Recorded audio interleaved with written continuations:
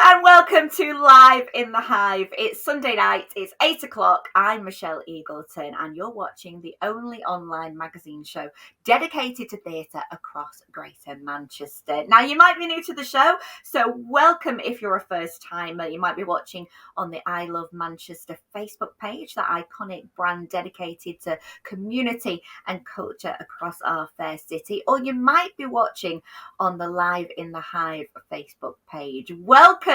What can you expect from this evening's show, though? Well, tonight we have got two cracking women that I got to interview. I feel really privileged.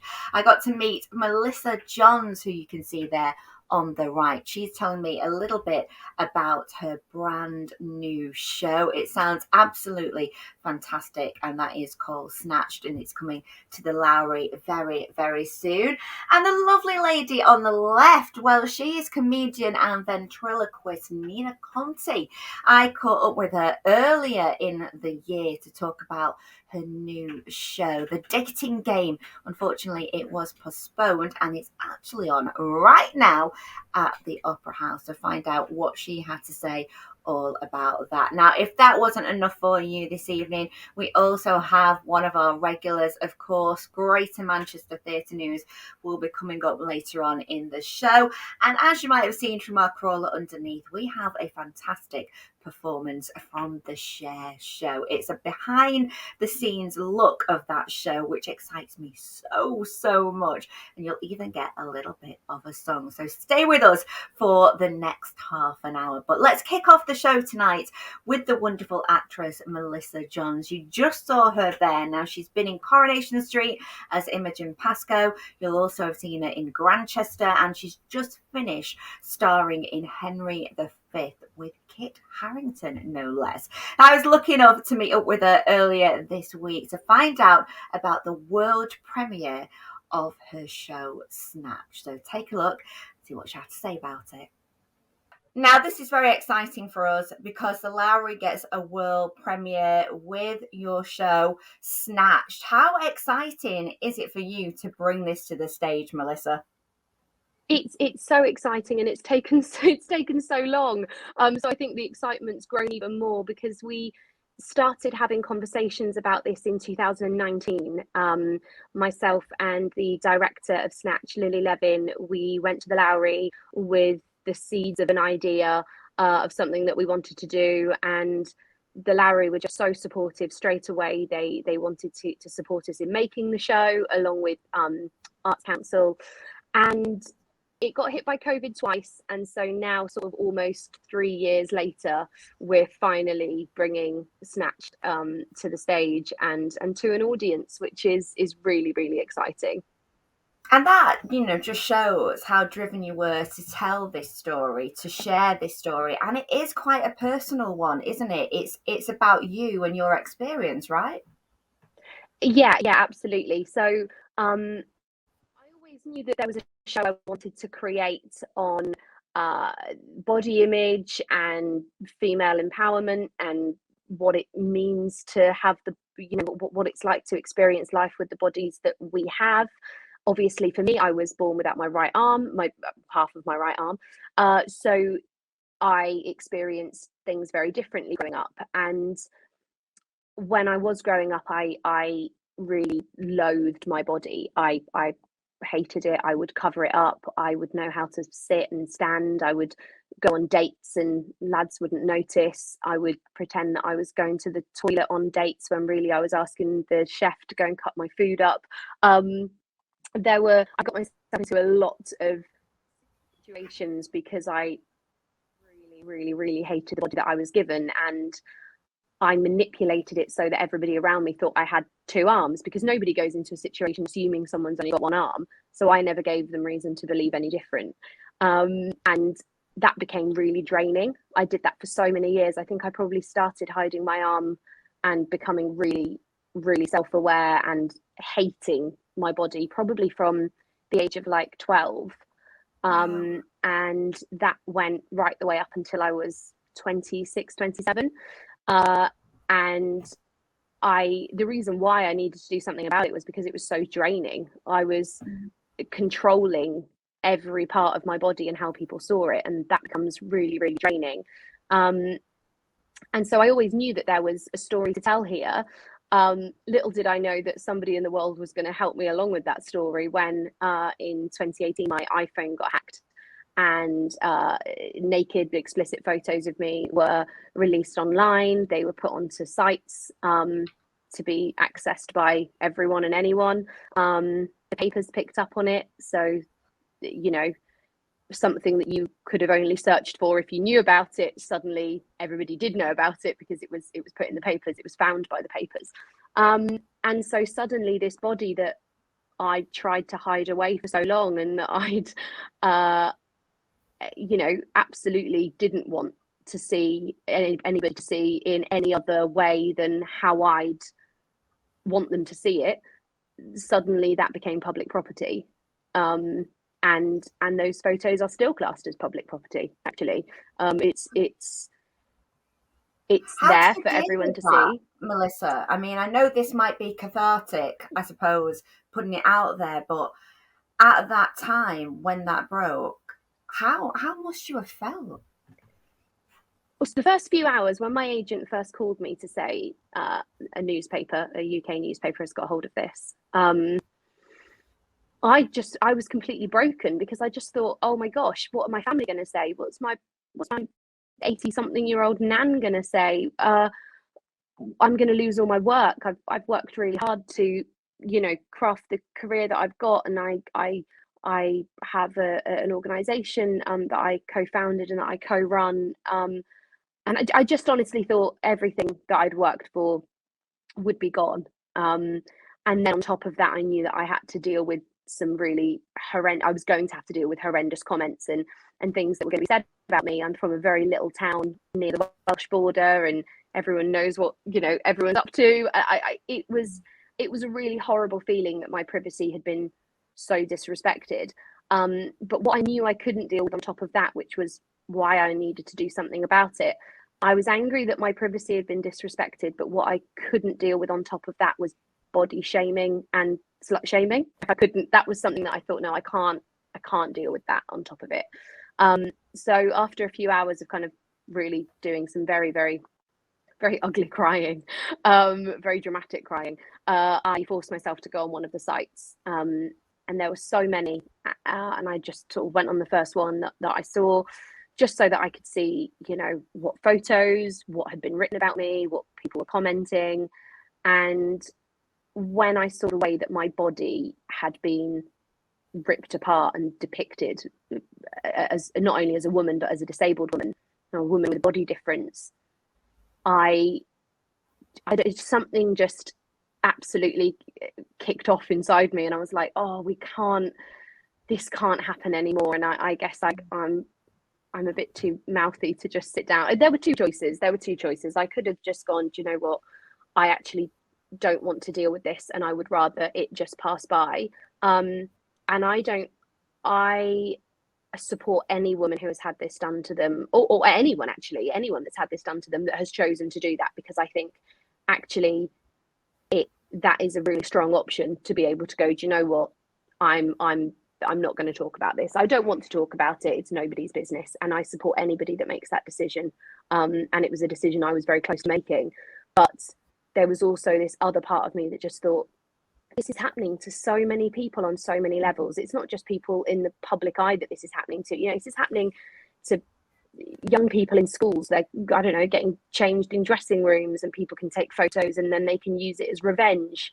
It's happening on so many levels. And yes, whilst I think we should always be angry and frustrated that people are disrespecting our privacy, what I don't want is our next generation to have this other fear on top of it, that actually they're so ashamed of their bodies that's a whole other layer, that they end up not even being annoyed at the privacy being disrespected, because they're too angry and frustrated that people are going to see the body that maybe they haven't yet learnt to celebrate.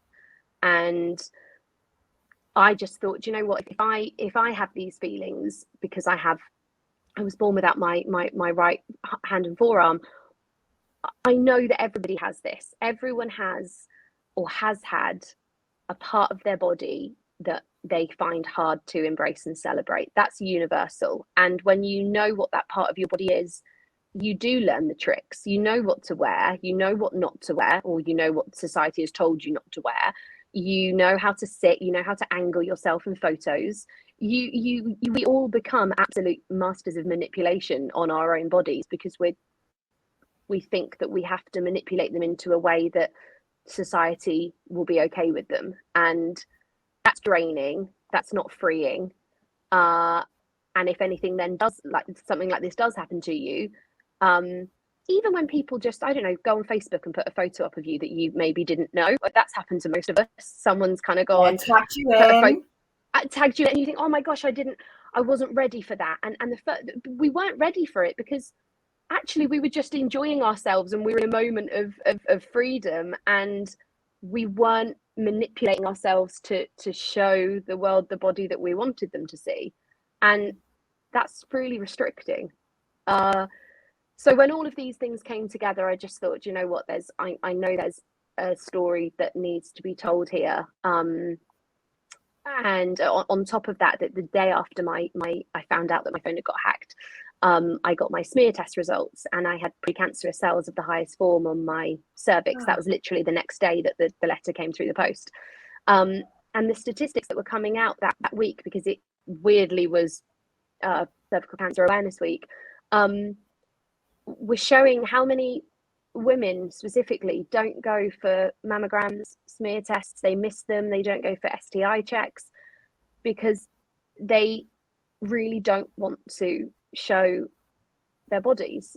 And I spoke to so many friends that sort of said, yeah, no, I don't want to take my trousers off, because what if things aren't how they're, what if I don't look how I'm meant to look? What if my boobs don't look how they're meant to look?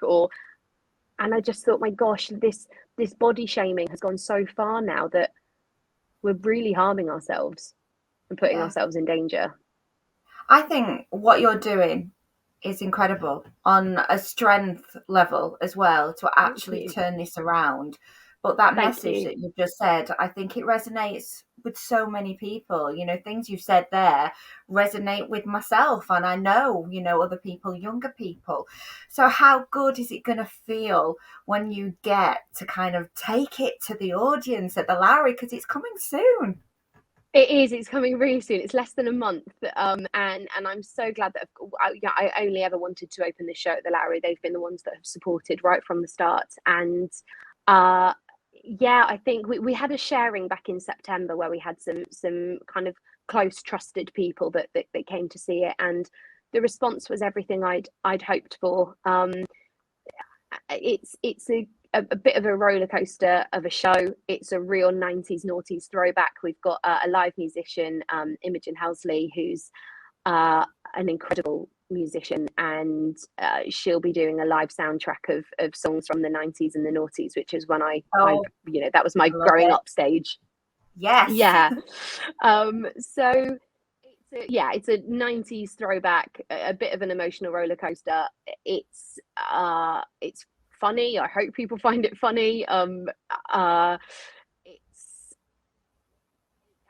hoping that it will just let people walk away feeling a bit empowered, and that's all I can ask for, really. If people have felt a bit of nostalgia from the 90s and noughties, if they've laughed, and if they walk away feeling even just the smallest bit of empowerment, that actually their bodies don't need to conform to what society says is right, and if something like this happened to them, yes, they would be able to deal with it. A great message there that Melissa Johns is bringing to the stage with Snatched. And of course, that world premiere comes to the Lowry in next month. So good luck with that, Melissa. I think that's going to be a great show to go and watch. But what else is there to watch in our fair city? Well, of course, it's time for this Greater Manchester Theatre News. And this announcement got me very excited earlier this week. It is, of course, Unfortunate, the Untold Story of Ursula the Sea Witch. I was a big fan of The Little Mermaid, that Disney classic. And Ursula, as you would rightly know, is that iconic Disney villain. This is all about her. It's her story. It's been hailed as what, Wicked did for The Wizard of Oz. This is going to do for The Little Mermaid. There's a hot pop soundtrack. There's a little bit of filthy humor. That's definitely not Disney, so you might want to watch out if you are taking children to this. There is a limit of 16 plus, so do be aware of that. It's been a smash hit musical elsewhere, and it's coming to the Lowry from the 6th to the 10th of September, and tickets are on sale right now. And tickets are on sale for this musical con. Now, this is really interesting. It's the first ever musical theatre fan convention weekend, so it's going to be a real celebration of musicals. Now, Musical Con takes place, as you can see there, from the 22nd to the 23rd of October. What can you expect from it? Oh gosh, there's a plethora of things that are going to be going on there. You're going to meet the stars of the shows.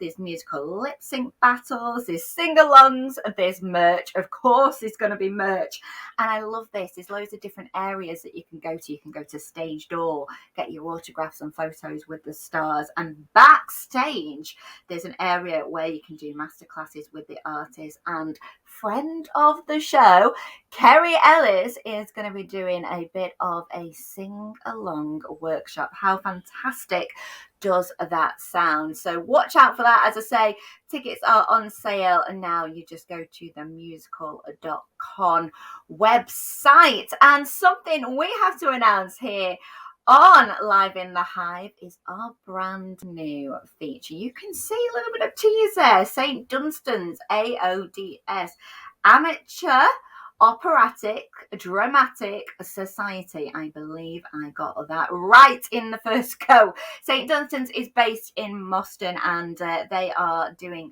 Betty Blue Eyes as their next production. But why are we talking about this? Because our new feature on the show is going to be called Spotlight. Yes, we are bringing a spotlight to the amateur dramatic societies across Greater Manchester. There's so much talent out there, and we are going to be starting off with St. Dunstan's next week, so do watch out for that one. I'm very excited to meet the crew down there and have a little bit of a sneak peek at that production before it comes on stage. So yes, watch out for that. It starts next week. But talking of the show, let's get on with tonight's show, because next up, I have got a fantastic woman. She's a comedian. She's a ventriloquist. She has been all over the world with her wonderful shows and her monkey, which you're going to find out about very, very soon. She's currently on stage right now at Manchester's Opera House, and I thought we'd revisit the interview I did with her earlier the year when she was meant to come to the Opera House, but unfortunately it got postponed till now. So let's take a look at Nina Conti and find out about the dating show. Yeah, so I have these masks that I put on over their nose and mouth. It's very COVID friendly, actually. I've been putting masks on people for years. I didn't know I was so ahead of the curve. Anyway, so this jaw goes on and it sort of opens and closes with a controller. So it makes it look like they're talking. People start to feel safe, and they're sort of thinking, oh, this isn't really me. I don't have to even worry about what I'm saying. I'm just kind of going with the flow. And they realize they can get a big laugh out of doing not very much. I mean, big laughs. It's a great way of getting rid of your inhibitions, I imagine, because like you say, for that time on stage, you are that completely different character, because you don't know what's going to come out of your own mouth, because it's your mouth, Nina. I know, it's my mouth. It's very confusing. And actually, I do fall for my own illusion a bit after the show. I remember the people that were on stage and thought, oh, it was funny when she said that. And do you remember when he said, yeah, no one said anything. I talked to myself all night, but I end up with memories of people that I believe were real. Really. That's madness, because every night is going to be completely different, isn't it? It's like complete improvisation. And how challenging and scary can that be? You go with the flow and you turn up without any expectations. And I try not to think and get in the way of the flow of the thing.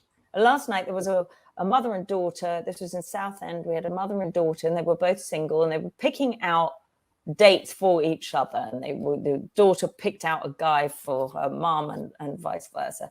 And then there was another sister who was there with her husband. Anyway, there was the sister and the husband seemed to fall out. And then the husband said he fancied her mother, and the mother was started doing all this like action. I was just like, oh my God, you guys have just taken this somewhere else. But no one said anything. I'm just responding to their physical cues. I don't know. I guess that guy was looking kind of gormlessly at the mum, and I just had him say, but I just love her mother. I don't know. I mean, it's totally wrong. We're doing all adults, obviously. It's totally wrong. But I just go wherever it is, and the people on stage seem to be laughing. If anyone ever seemed to be having not a good time, I would stop. I would retire them. They could sit down and, they don't have to be a part of it. Your humour is kind of that nature where, and I love the bits that you do with Monkey. Are we going to see Monk? Because he's totally in charge. That caustic humour that comes out of Monk's mouth, I just love it. It's kind of like these rapid one-liners. You just kind of, I can't believe that's just been said. But and it's stuff I would never say. Yeah, it's stuff I would never say. And then I know it's totally like as soon as a thought occurs, I'm sure you have the thoughts. You probably just don't say them. But if there's a device that lets them out, it's quite shocking for me as well as everybody else. But kind of cathartic. So we are going to see Monkey. Yes, he's in it. He does all the sort of hosting and with me, and then he chooses the people. It self-selects. Like the people in the audience respond to each other, and whoever they want to see more of are the people that become the show. But Monkey's very much involved. Yeah, because you've been a pair now for talking like you're a couple. You've been a pair now for about 20 years. Will it be next year?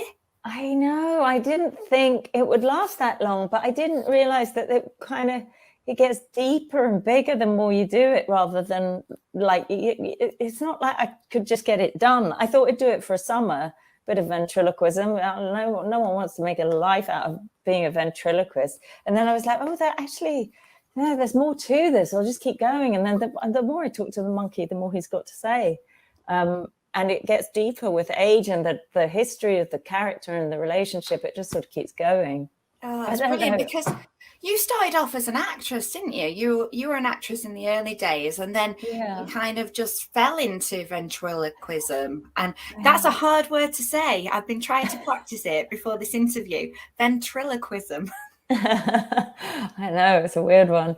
I did start as an actress, but it wasn't as fun for me. Well, I mean, as an actress, you're always just turning up and doing the job and saying the lines that somebody else has written. If you're lucky, if you even get the work. But then once I started doing ventriloquism and talking to this monkey, and he seemed to say all these ghastly things, I found it like suddenly I had a way of writing that I never thought I could write or perform stand-up or anything. And then this was like suddenly it was just a kind of light bulb moment, like, oh, this guy can deepen my mind. I mean, it sounds a bit much, especially when you think of the kind of jokes he makes when I say he can deepen my mind. How did you get started? Because I imagine there's this real kind of art. Not everybody can do it. I imagine that if you kind of go, I want to be a ventriloquist, but then there's only very few where you can't see the mouth move, Nina. You've got the ones where you're like, oh, yeah. Yeah, I mean, Zoom as well. We had to do Zoom gigs in the early lockdowns and stuff, and that's very unforgiving for a ventriloquist. You can really see, and it's but that was quite good practice, because I ended up thinking, oh, never mind the lip control. Let's just make sure it's funny, and finish shows and go, oh, did I even do the ventriloquist? I actually got carried away. But it is a useful little trick, and I feel quite lucky that I've got a face that can fall into kind of a non-moving pose. You absolutely naturally. You do it, and you've not just been doing it in the UK. You went to the US and you did the show there. Was it the world's best? You became a finalist in? Yes, it was one of those huge competitions, which is funny at my time of life and in my professional life to be doing a competition. It felt like a little bit, really, Nina, are you really going to do this? Are you going to walk out like a rookie and do a 5-minute thing in front of a panel of judges? And I thought, well, maybe it will maybe it will help me work more in America, which I love the idea of. So actually it was quite fun. It was scary though. It was scary because you think, I don't know. I'm not a newbie. I shouldn't really be doing a competition. And you think, when I was in the wings, I was like, if I bomb, this could be damaging. Like this could it's a haunt risk. me. Yeah, scary. Yeah. What if I just really screw this up badly? Yeah, what you didn't though. You smashed it. Enough. Yeah, I didn't win it, but I mean, there was some tough competition. And is that the thing then now, I think, because we've seen you so much over in the UK. You've had this 20 years. You've done acting. You were recently with Chris O'Dowd in The Family Tree. I mean, that's massive. That's cool. But is kind of the Vegas residency something that you might think of? Or I don't know about Vegas. I mean, yeah. Hey, let's aim for Vegas, baby. Yeah, I know. A strange place though, is it? I don't know where I want to live. It's very hard to imagine like completely moving. It's a dream, but when your kids are in school here and you think of everything, I hope so. I hope I do go live other places and try the things. I really do, but I'm not that organized. She will definitely be uprooting and going to Vegas one day soon. I know that. She is super talented, Nina Conti, and of course she's on stage right now at the Opera House. So if you know anybody who went to see her tonight, then do drop me a line on our socials. You can find us on Instagram and Twitter at Live in the Hive 21. Tell us what it was like. I'm sure it was absolutely fantastic. And talking of fantastic, there's one site to go to if you want to find out all the news across Greater Manchester when it comes to community and culture and, of course, theatre.